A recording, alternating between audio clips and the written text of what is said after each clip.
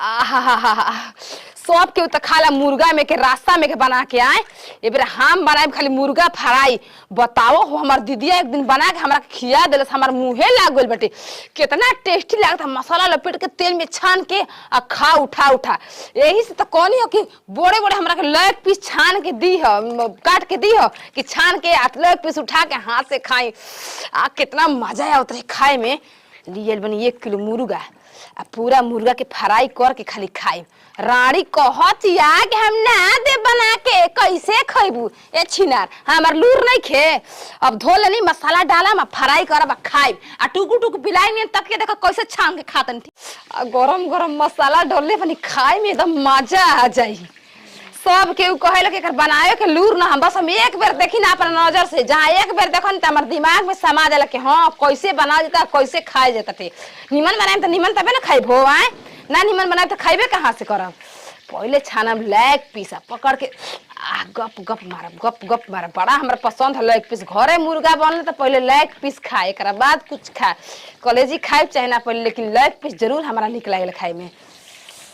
यार राणो सुतल नींद मारत ना चाहे कने घूमे को बोरी क्या करबू, घरे कोनो काम बाटे तारा।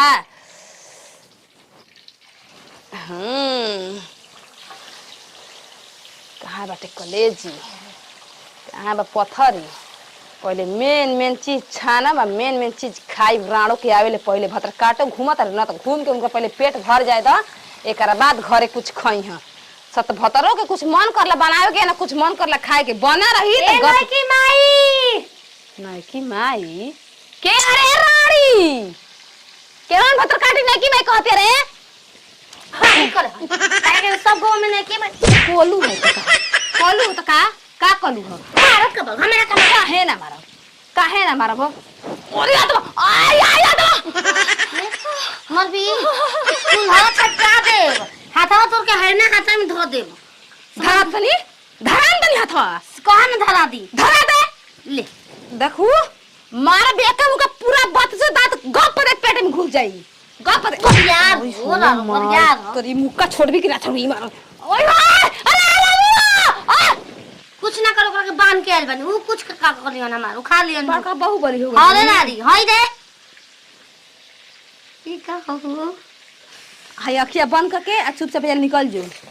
खाली नाक में सुगंध है सुंगी है और कुछ ना। हां गोलगप्पा गोलगप्पा हो।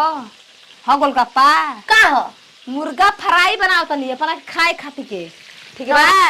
ए सब समाई को दे दो। अभी के सास भाई बन नहीं की माई रनी है ना की माई को तू नया लगत बा तो का करे कह देबी। हां हम नहीं को हम नया लो तो नहीं की माई न को उठा के तलवा फेंक दे छप दे है तो फेंक दे मतलब तू फेंक दिखा ना।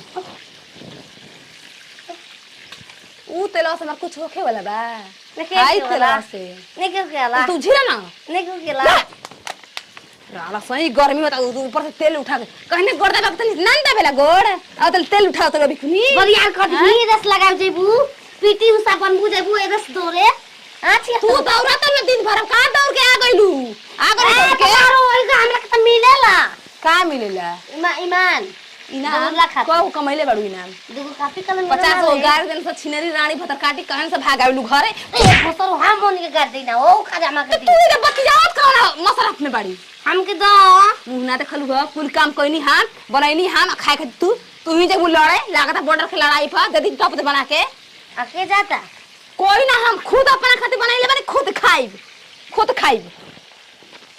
बना हो तो खुद बन तू खा ले लू हाय खालू ना हाय ना आज ना मिली आज नहीं मिलेगा।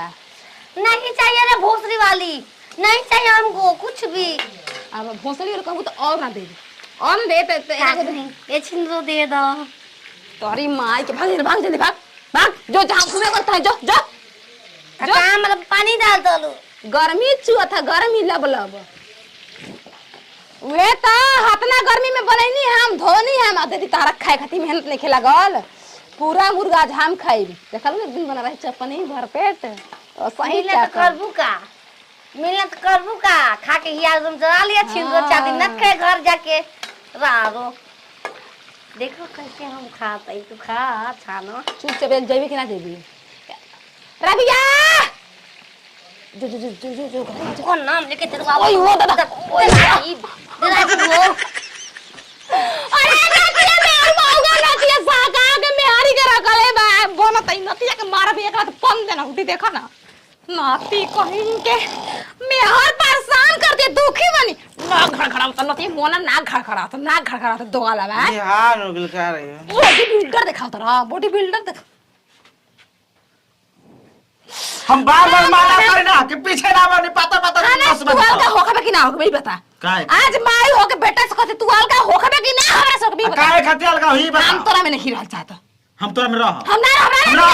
तब मेहर के छोड़ और मेहर के तलाक दे तबे रहब त ना रहब सोचा तालू कि बेटा के एकरा ससुर से कुछ केस लड़वाई कैसे लड़ चाहे अपन मेहर के लेके अलगा चाहे के मेहर के चल दे बाहर लेकिन हम हन तो जरिया जानते बदल बाड़ी कि जब से सारवा बियाह कइना सही कहू बेर झाके ना आइल स कलेवा ना आइले जा ओ तने लुरगर रहती राड़ तो भाई भतीजा ना तो सजा के बाप ना यही तो माई ना फोन के बतिया यही तो हां जानते बड़ो ऐसन मिल गइल दिमाग के हल्का हम हन जरिया चाहता नहीं दादा एक तो कुछ बनाई ना खाए खातिर के हमरा के अबे बना हम कहता बढ़िया से। मुर्गा छानतनी मुर्गा फ्राई बनातनी तो उमा कौन झगड़ा हो गेल राड़ी जाग रहा तो मुका मरतो भी ऊपर से छीनतो भी खाए खातिर के ओका के दे हम छीन दे छोड़ के आ गेल तू हां जतनी छान के खाइब हमरा से अलगा हो जाए बस तोरा से ये कहे खातिर नहीं हां खाली कहे खातिर हाँ। ई नहीं कि कहत कि ये बच्चा मुर्गा छानतन तो हरक दे दी दे दरा के मेहर ने परसाल के तरह के मुर्गा दे दी कौन बात चिल्ला दनी रबिया के त सुन त पिछवाड़ा ओ लबरी लभरी के केने गइल भाग के तो जे ओय हो माई फिरोजे जाके घुस के खाए मत लागो अरे सारा जहिया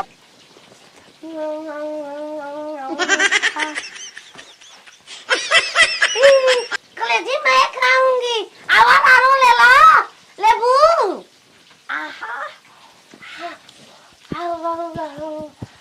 आओ अरे माई के जौन सकरल होइए गइल छिनार हैं दे छिया तो मारे में जे टोपी पहना मारिन तो निहुरा ले लेबे नी पता ना चलेला कब ले ले अरे भोसड़ी का कहतनी तू रे एक का का छिनार छिया तो तू ही छिया खेला करो आ ने के 10 गो रखल रहो तो ना याद पड़ल अरे माई के भोसड़ी जल्दी निकाल ले का ले हाथ में तो आई थगी दे बरैलु ह कतना मसाला पीस के देलु ह आवा अरे नतिया मुआना ओहो रे बना देनी लेके आवत लो हमरा का हां माई कहती हम छानत नहीं तू कह अरे तोर दादी हो से आ जाए दे थरे दे छीना छीनी कइले बाड़ू जा मोय छान तनी टाप दे दू पीस निकाल के गप खाती आई राम जरा ता सारा बात से आ नरेटो जर जे हम मना तनी कि जर जे न रहित नरेटा ना घोटा तू टप आ तेरी की मेहर मौगा नतिया जो कैसन हम आदमी बानी कि जेकरा ना कुछ कहे के उ सारा मुंह पर थूक के चल हम कर